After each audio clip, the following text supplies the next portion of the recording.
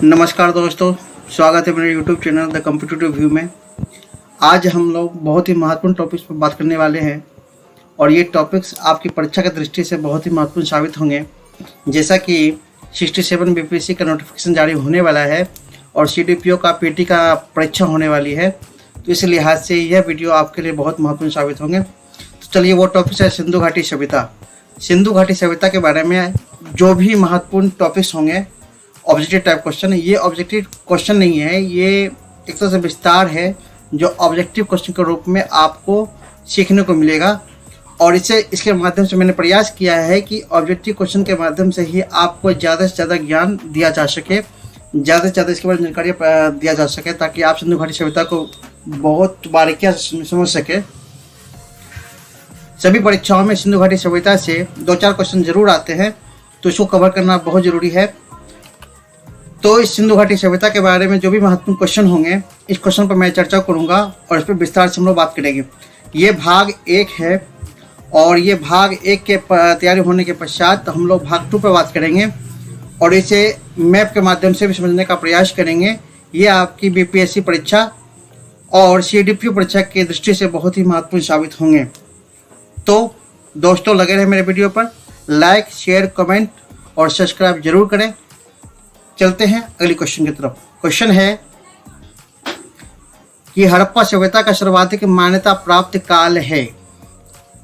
हड़प्पा सभ्यता का सर्वाधिक मान्यता प्राप्त काल है, तो ऑप्शन है इनके। ऑप्शन ए है 2800 ईसा पूर्व से 2000 ईसा पूर्व। ऑप्शन बी 2500 ईसा पूर्व से 1750 ईसा पूर्व। ऑप्शन सी 3500 ईसा पूर्व से 1800 ईसा पूर्व। और ऑप्शन डी निश्चित नहीं हो सका। तो इसके आंसर हो जाएंगे ऑप्शन बी 2500 ईसा पूर्व से 1750 ईसा पूर्व। आइए इसके बारे में बात करते हैं कि 3300 से 2500 ईसा पूर्व परिपक्व काल होता है और 2600 से 1900 ईसा पूर्व उत्तरार्ध हड़प्पा काल कहलाता है। अब अगला क्वेश्चन की तरफ बढ़ते हैं। अगला क्वेश्चन है कि सिंधु घाटी की सभ्यता निम्नलिखित में से किस सभ्यता के समकालीन थी। सिंधु घाटी की सभ्यता निम्नलिखित में किस सभ्यता के समकालीन थी। तो इसके ऑप्शन हैं ए मिस्र की सभ्यता, ऑप्शन बी मेसोपोटामिया की सभ्यता, ऑप्शन सी चीन की सभ्यता, ऑप्शन डी ग्रीक की सभ्यता। तो इसके आंसर होंगे ऑप्शन डी ग्रीक की सभ्यता। अब इसके बारे में बात करते हैं कि यूनान के इतिहास से आशय आधुनिक यूनान के अंदर आने वाले क्षेत्रों का इतिहास से होने के अलावा इसका आशय यूनानी लोगों तथा उनके द्वारा शासित प्रदेशों के इतिहास से है। यूनानी लोगों के वास का क्षेत्र अलग अलग में भिन्न भिन्न रहा है, इस कारण यूनान का इतिहास भी इस मामले में परिवर्ती है। इस युग को यूनान का युग भी कहा जाता है, यानी ग्रीक सभ्यता को यूनान की सभ्यता के नाम से भी जाना जाता है। और ये मग जो है उस काल की लगभग 1600 ईसा पूर्व का जग है, जिसमें पक्षी का चित्र अंकित किया हुआ है। यह राष्ट्रीय पुरातत्व संग्रहालय एथेंस में मौजूद है। अब अगला क्वेश्चन की तरफ बढ़ते हैं। अगला क्वेश्चन है कि सिंधु घाटी सभ्यता कहाँ तक विस्तृत थी। क्वेश्चन है कि सिंधु घाटी सभ्यता कहाँ तक विस्तृत थी। ऑप्शन है पंजाब, दिल्ली और जम्मू कश्मीर। ऑप्शन बी राजस्थान, बिहार, बंगाल और उड़ीसा। ऑप्शन सी पंजाब, राजस्थान, गुजरात, उड़ीसा और बंगाल। ऑप्शन डी पंजाब, राजस्थान, गुजरात, उत्तर प्रदेश, हरियाणा, सिंध और बलूचिस्तान। तो इसके आंसर होंगे ऑप्शन डी। आइए इसके बारे में जानते हैं कि सभ्यता का क्षेत्र संसार की सभी प्राचीन सभ्यताओं के क्षेत्र से अनेक गुना बड़ा और विशाल था। इस परिपक्व सभ्यता के केंद्र स्थल पंजाब तथा सिंध में था।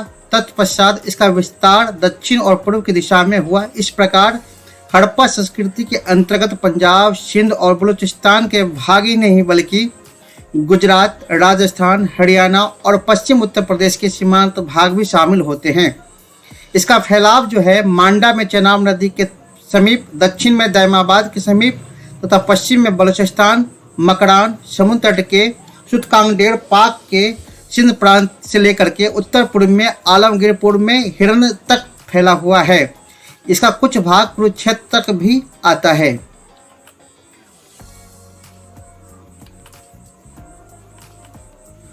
ये इसका नक्शा है, जहाँ तक ये फैला हुआ है आप देख सकते हैं कि इसका भाग जो है वह पूर्ण रूपेण है। इसके बारे में बात करते हैं कि प्रारंभिक विस्तार से जो प्राप्त हुआ था उसमें संपूर्ण क्षेत्र त्रिभुजाकार था। उत्तर में जम्मू के मांडा से लेकर दक्षिण में गुजरात के भोंगत्रार तक और पश्चिम में अफगानिस्तान के सुतकांगडेर से पूर्व में उत्तर प्रदेश के मेरठ तक फैला हुआ है।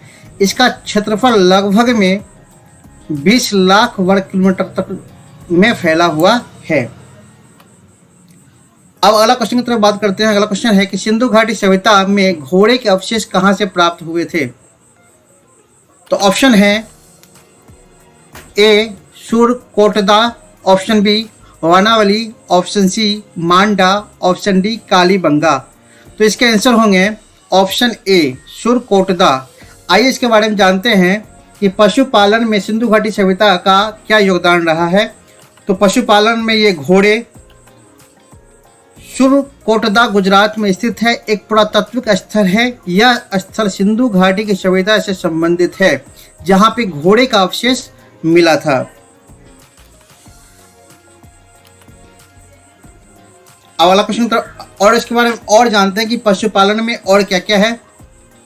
तो यह लोग गाय, भैंस, बकरी, बैल, कुत्ते, बिल्ली, मोर, हाथी, सुअर, बकरी, मुर्गियां पाला करते थे। तो ये इतने सारे जानवरों का पालने का उनका रिवाज था, शौक था और वह पेशा था। ये पशुपालन के तहत ये काम किया करते थे। अब अगला क्वेश्चन की तरफ बढ़ते हैं। अगला क्वेश्चन है कि सिंधु घाटी स्थल कालीबंगा किस प्रदेश में मौजूद है? तो ऑप्शन है A Rajasthan, option B Gujarat, option C Madhya Pradesh, option D Uttar प्रदेश।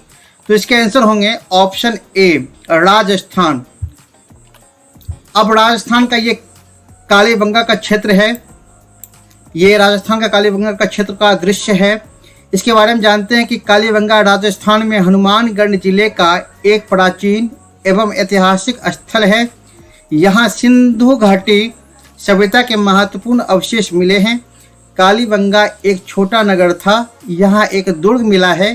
प्राचीन दृश्यद्वती और सरस्वती नदी घाटी वर्तमान में घग्गर नदी का क्षेत्र में सिंधु सभ्यता से भी प्राचीन कालीबंगा की सभ्यता पल्लवित और पुष्पित हुई है।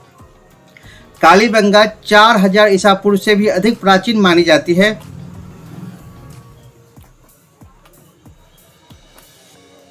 और यह राजस्थान में चूंकि पड़ता है, तो आइए राजस्थान के बारे में कुछ जानते हैं कि राजस्थान का क्षेत्र कैसा है, अब इसका विस्तार कहाँ तक है। तो राजस्थान जैसा कि आप जानते हैं ज़्यादातर यहाँ पे भाग रेगिस्तान का है और थार रेगिस्तान जो है यहीं पाई जाती है। इसके बारे में जानते हैं कि राजस्थान भारत गणराज्य का क्षेत्रफल के आधार पर सबसे बड़ा राज्य है। इस राज्य की एक अंतर्राष्ट्रीय सीमा पाकिस्तान के साथ लगती है। इसके अतिरिक्त यह देश के अन्य 5 राज्यों से भी जुड़ा हुआ है। दक्षिण पश्चिम में गुजरात, दक्षिण पूर्व में मध्य प्रदेश, उत्तर में पंजाब और उत्तर पूर्व में उत्तर प्रदेश और हरियाणा है। राज्य का क्षेत्रफल लगभग 3,42,239 वर्ग किलोमीटर तक फैला हुआ है।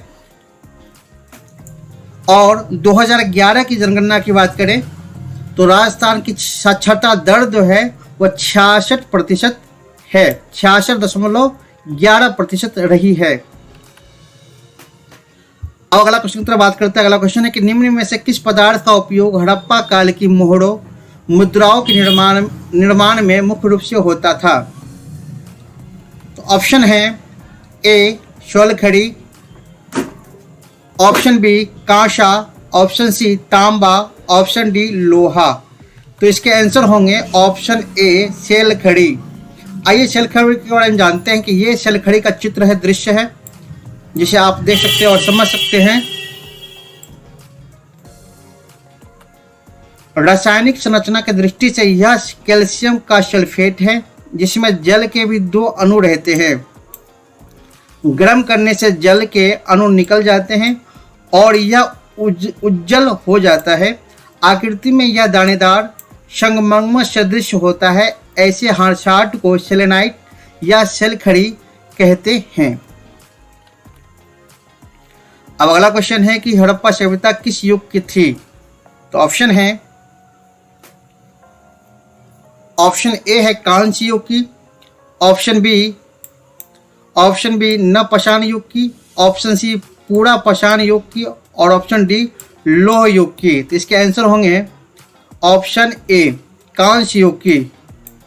कांस्य युग की यह सभ्यता रही है हड़प्पा सभ्यता। इसके बारे में जानते हैं कि कांस्य युग उस काल को कहते हैं जिसमें मनुष्य ने तांबे तथा उसकी रोगे के साथ मिश्रित धातु कांसे का इस्तेमाल किया। इतिहास में इस युग पाषाण युग तथा लौह युग के बीच में पड़ता है। पाषाण युग में मनुष्य की किसी भी धातु का खनन कर पाने की असमर्थता थी। कांस्य युग में लोहे की खोज नहीं हो पाई थी। लौह युग में तांबा, कांसा, लोहे के अलावा मनुष्य कुछ अन्य ठोस पदार्थ की खोज तथा उनका उपयोग करना सीख गया था।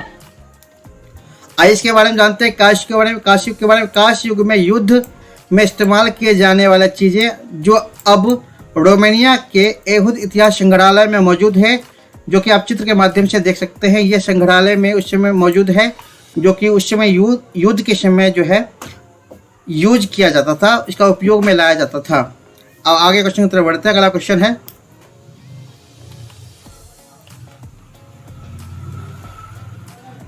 इसके बारे में और बात करते हैं, तब अगला क्वेश्चन की तरफ बढ़ेंगे। इसके बारे में ये जानते हैं कि कांस्य युग की विशेषता क्या रही है।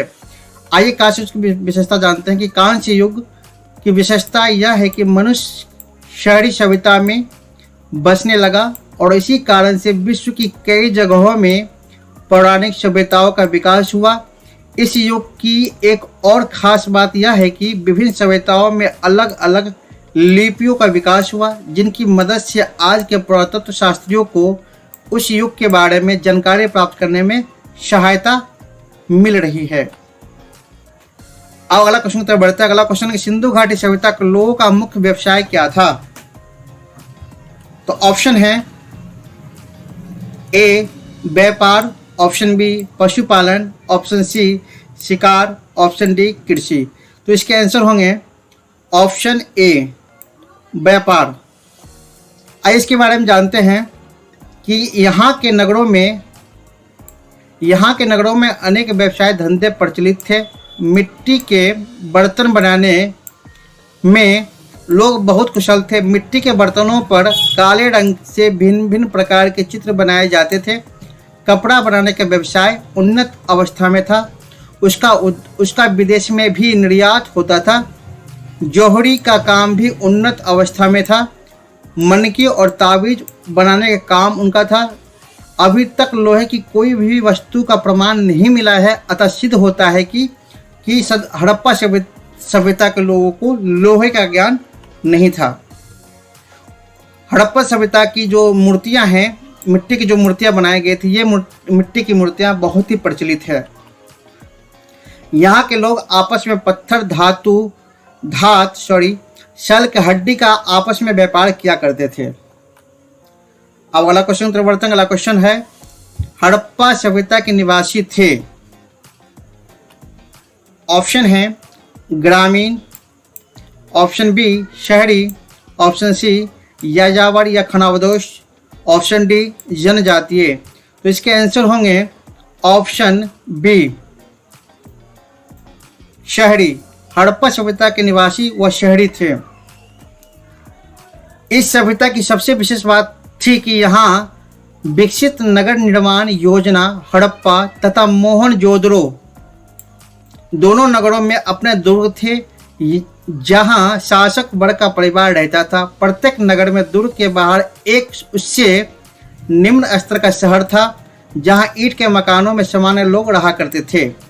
इन नगर भवनों के बारे में विशेष बात यह थी कि ये जाल की तरह विन्यस्त थे, यानी सड़कें एक दूसरे को समकोण पर काटती थी और नगर अनेक आयताकार खंडों में विभक्त था। यह बात सभी सिंधु बस्तियों में लागू होती थी, चाहे वह छोटी हो या बड़ी। हड़प्पा तथा मोहनजोदड़ो के भवन बड़े होते थे। वहाँ के स्मारक इस बात के प्रमाण हैं कि वहाँ के शासक मजदूर जुटाने और कर संग्रह में परम कुशल थे। ईंटों की बड़ी बड़ी इमारतें देखकर आप अनुमान लगा सकते हैं कि कि शासक कितने प्रतापी और प्रतिष्ठावान थे। अगला क्वेश्चन है कि सिंधु सभ्यता के घर किससे बनाए जाते थे। तो ऑप्शन है ए ईंट से, ऑप्शन बी बांस से, ऑप्शन सी पत्थर से, ऑप्शन डी लकड़ी से। तो इसके आंसर होंगे ऑप्शन ए ईंट से। इसके बारे में बात करते हैं कि हड़प्पा संस्कृति के नगरों में ईंट का इस्तेमाल एक विशेष बात है, क्योंकि इसी समय मिस्र के भवनों में धूप में सूखी ईंटें का प्रयोग हुआ था। समकालीन मेसोपोटामिया में पक्की ईंटों का प्रयोग मिलता है, इतने बड़े पैमाने पर नहीं जितना सिंधु घाटी सभ्यता में मिलता है। मोहनजोदड़ो की जल निकासी प्रणाली अद्भुत थी। लगभग हर नगर छोटे बड़े मकान में यह परंपराएं शामिल की गई थी और प्रांगण में बड़ा सा स्नान घर हुआ करता था। यह मोहनजोदड़ो की सबसे बड़ी विशेषता है और इससे बहुत सारा क्वेश्चन बराबर पूछा जाता है, इसे आप ध्यान में कर लें। तो ये है स्नानगढ़ जो कि मोहनजोदड़ो की सबसे बड़ी विशेषता है। अब अगला क्वेश्चन की तरफ बढ़ते हैं। अगला क्वेश्चन है कि हड़प्पा किस वस्तु के उत्पादन में सर्वप्रथम थे। हड़प्पा वासी किस वस्तु के उत्पादन में सर्वप्रथम थे। तो ऑप्शन है ए मुद्राएं, ऑप्शन बी कांस और औजार, ऑप्शन सी कपास, ऑप्शन डी जौ। तो इसके आंसर होंगे ऑप्शन सी यानी कपास। सिंधु घाटी सभ्यता के लोग गेहूं, जौ, राई, मटर, ज्वार आदि अनाज पैदा करते थे। वे दो किस्म की गेहूं पैदा किया करते थे। एक किस्म का था वनावाली मिला जो जौ उन्नत किस्म का है। इसके अलावा वे तिल, सरसों भी उपजाते थे। सबसे पहले कपास भी यहीं पैदा की गई थी। इसी के नाम के लोग इस सिंडन कहने लगे हैं। हड़प्पा एक कृषि प्रधान संस्कृति थी, पर यहाँ के लोग पशुपालन भी किया करते थे, यानी पशुपालन में भी उनकी रुचि बहुत ज़्यादा हुआ करती थी। आइए इसके बारे में और जानते हैं कि कपास के बारे में कपास होता क्या है। कपास एक नकदी फसल है। यह मालवेसी कुल का सदस्य होता है। संसार में इसकी दो किस्में पाई जाती हैं। प्रथम को देसी कपास और दूसरे को अमेरिकन कपास के नाम से जानते हैं। इसे रुई तैयार की जाती है। इसे सफ़ेद सोना के नाम से भी जाना जाता है। कपास के प्रकार की बात करें तो कपास लंबे रेशे वाली कपास होती है, मध्य रेशे वाली कपास होती है और छोटे रेशे वाली भी कपास होती हैं। भारत की अगर बात करें कपास में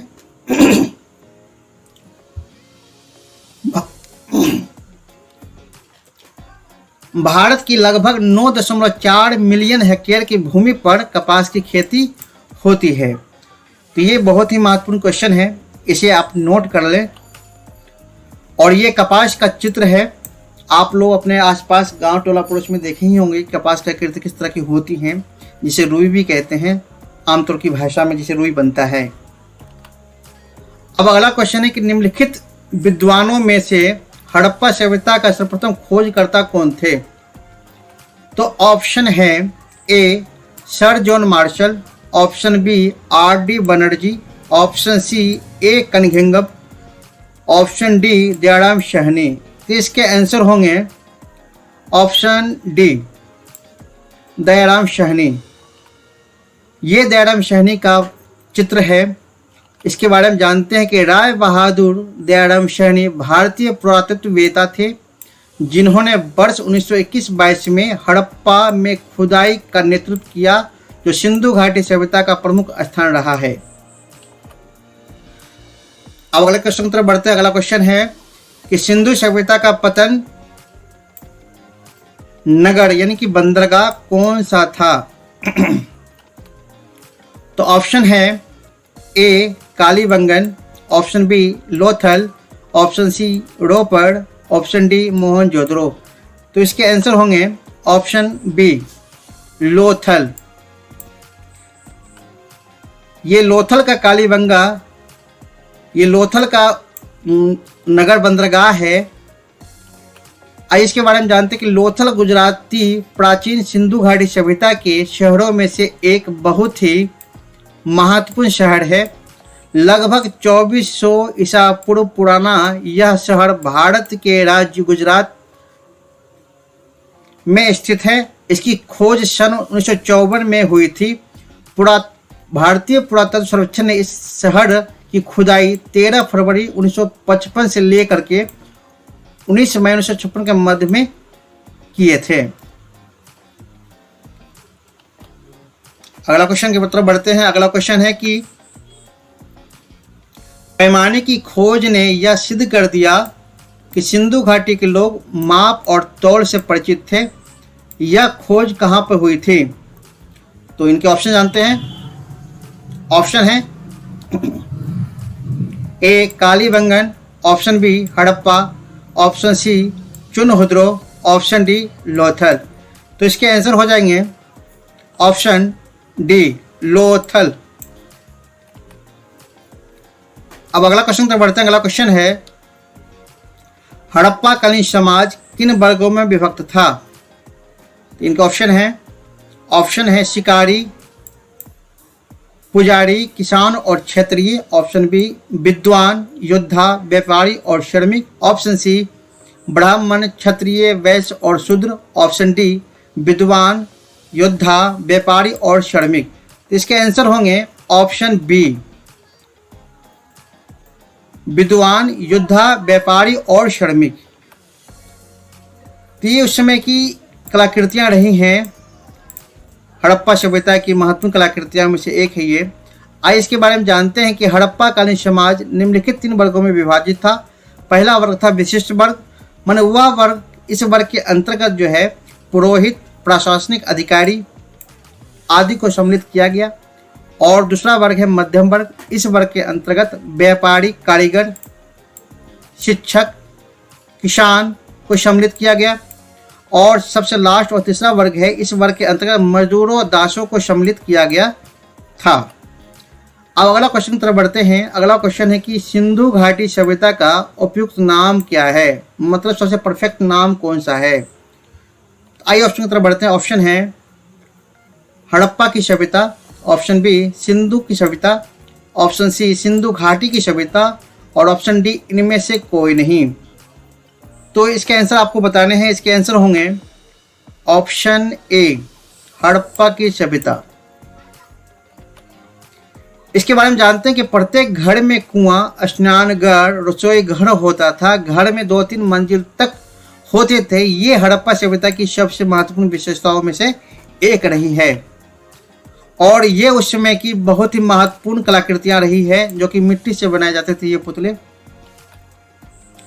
अब अगला क्वेश्चन तरफ बढ़ते हैं कि शी का नकलिस्तान बाग हड़प्पा सभ्यता के किस पुरास्थल को कहा जाता है? शी का नकलिस्तान बाग हड़प्पा सभ्यता के किस पुरास्थल को कहा जाता है? तो ऑप्शन की तरफ बढ़ते हैं। ऑप्शन महाराज हाजिर हो। चलिए हाजिर हो गए ऑप्शन महाराज। अब इसके बारे में जानते। ऑप्शन है A Harappa, option B Mohenjodaro, option C Kalibangan, option D Lothal. तो इसके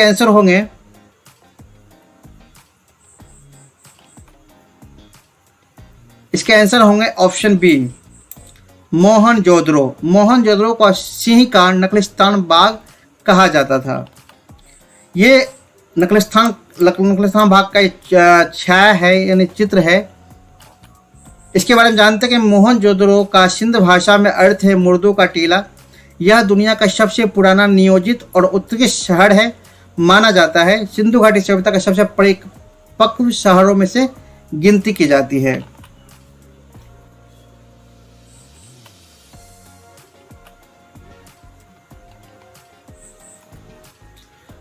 आइए इसके बारे में और जानते हैं कि मोहनजोदड़ो का पुरातात्विक अवशेष, ये मोहनजोदड़ो का पुरातात्विक अवशेष जो कि मोहनजोदड़ो में पाया गया था, एक सिंधी अजरक पहने हुए बौद्ध नरेश की 2500 ईस्वी पूर्व की प्रतिमा जो कि पाकिस्तान के संग्रहालय कराची में मौजूद है।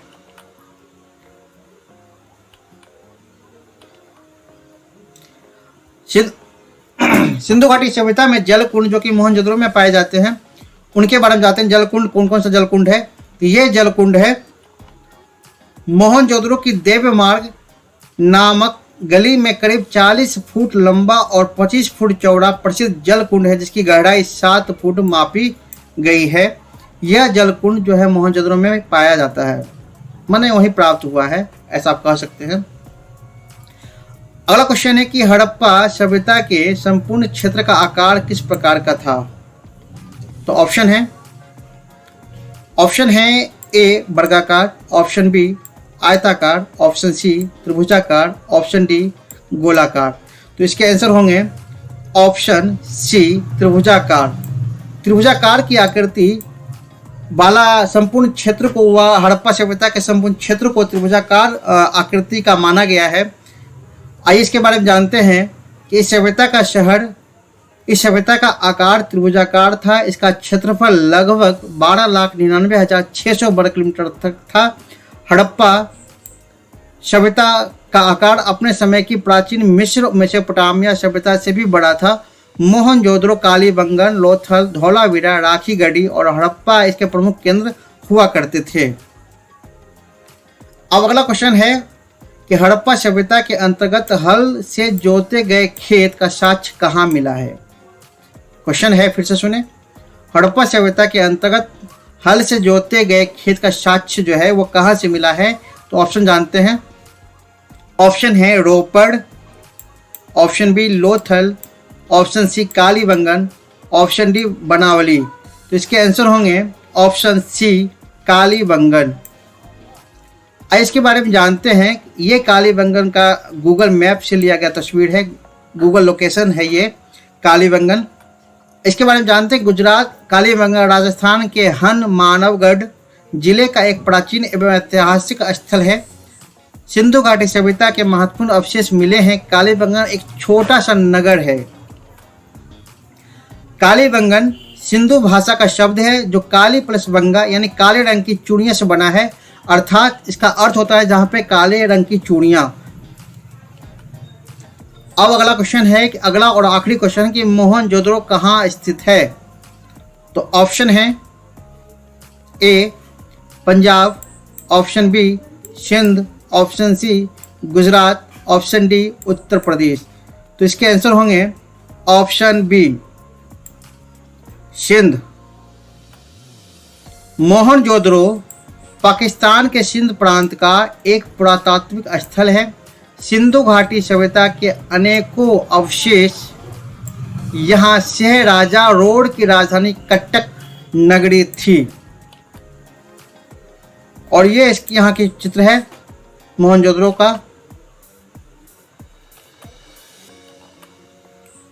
अब नगर नियोजन के बारे में जानते हैं कि सिंधु घाटी सभ्यता में मोहनजोदड़ो का नगर नियोजन कैसा था। तो नगर नियोजन के बारे में जानना कि ये सड़कें जो है ये मोहनजोदड़ो की प्रसिद्ध सड़कों में से एक था। और मोहनजोदड़ो की इमारतें भले ही खंडर में बदल चुकी हो, परंतु शहर की सड़कों और गलियों के विस्तार को स्पष्ट करने से ये काफ़ी खंडहर हैं। काफ़ी यहाँ की सड़कें ग्रिड योजना के तहत मतलब आड़ी सीधी हुआ करती थी, काफ़ी सुसंगठित और टेढ़ी बेढ़ी हुआ करती थी। उस समय की यह काफ़ी ही प्रचलित मोहनजोदड़ो की सड़कें हुआ करती थी। अब कला की बात करते हैं। मोहनजोदड़ो की कला, तो कला में क्या है, ये मूर्तियाँ मोहनजोदड़ो की प्रसिद्ध मूर्तियों में से एक है। प्रसिद्ध नर्तकी शिल्पकार ये मूर्ति है जो कि नाचती हुई एक स्त्री का मूर्ति है।